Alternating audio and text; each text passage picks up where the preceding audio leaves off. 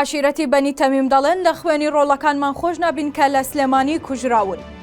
کەسوکاری و دوو هاوڵاتیە بە ڕەگەز عەرەبەی لە شاری سلێمانی کوژراون دەڵێن کوڕەکەمان لالایەن ئەفسەرێکی دژە تیرۆری یەکێتیەوە کوژراوە و پرسەی بۆ دانانین و هەرگیز لە خوێنی کوڕەکەمان خۆش نابین.